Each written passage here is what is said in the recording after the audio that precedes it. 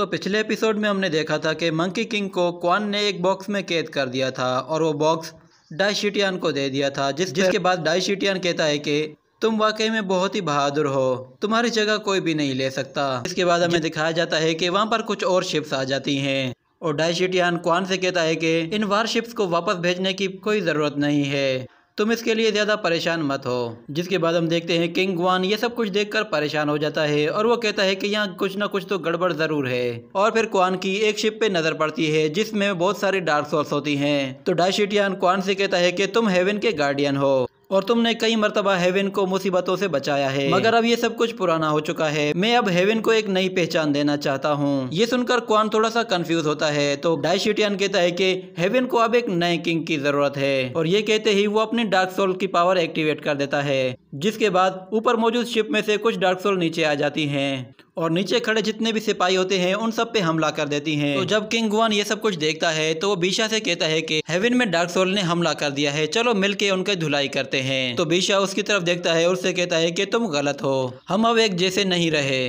तो किंग ग्वान ये देखकर बहुत ही गुस्सा होता है और वो कहता है कि क्या तुम भी डार्क सोल बन गए। तो फिर हमें डाइशिटियन की आवाज़ सुनाई देती है। तो डाइशिटियन उन लोगों से कहता है कि मैं अब वो बन चुका हूँ जिससे तुम लोग नफरत करते हो, मगर अब बदलाव का वक्त आ चुका है।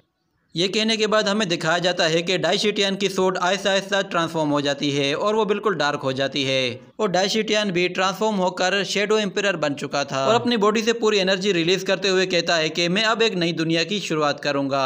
तो डाइशिटियन का ये रूप देखकर सभी सिपाही कहते हैं कि मंकी किंग बिल्कुल सही था, डाइशिटियन ही असल में डार्क सोल का लीडर है, मगर अब हमें क्या करना चाहिए।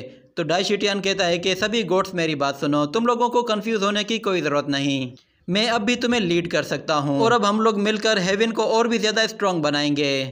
ये कहने के बाद हमें दिखाया जाता है नीचे खड़े हुए सिपाहियों पर अचानक से डार्क सोल का अटैक हो जाता है और वो सभी डार्क सोल में कन्वर्ट होने लगते हैं और जो सिपाही बच जाते हैं उन पे बाकी डार्क सोल्स अटैक करती हैं और उनकी बॉडी से जितनी भी एनर्जी होती है वो एब्जॉर्व कर लेते हैं। और फिर डाइशिटियन क्वान से कहता है कि तुम अब भी मेरे साथ रह सकते हो और मेरे लिए काम कर सकते हो। जिसके बाद एक और लड़की आती है जिसका नाम येनियन होता है। वो आकर कहती है कि क्वान प्लीज़ हमारे साथ आ जाओ और हमारे साथ मिलकर काम करो, तुम जानते हो कि मैं तुम्हें कितना पसंद करती हूँ और अगर तुम डार्क सोल में कन्वर्ट हो जाओगे तो फिर मैं हमेशा तुम्हारा साथ दूंगी, इसलिए प्लीज़ अब मना मत करना। तो क्वान अपनी आंखें बंद कर लेता है और फिर कहता है कि एक वक्त था जब मैंने अपने दोस्त टागाटा पर शक किया था और उसे धोखेबाज कहा था, मगर वो हमें समझाना चाहता था कि हमारी ड्यूटी क्या है। हमारी ड्यूटी असल में वर्ल्ड को प्रोटेक्ट करना है और यही वो बात थी जिसकी अहमियत कभी भी कम नहीं हो सकती। भले ही डार्क सोल्स अपना पूरा जोर लगा ले, मगर वो अच्छाई को बुराई में बदल नहीं सकती और हेवन के सभी गोड्स का दिल अच्छाई से भरा हुआ है। ये बातें कहकर वो डाइशिटियन को साफ साफ कह देता है कि वो उसके साथ नहीं है।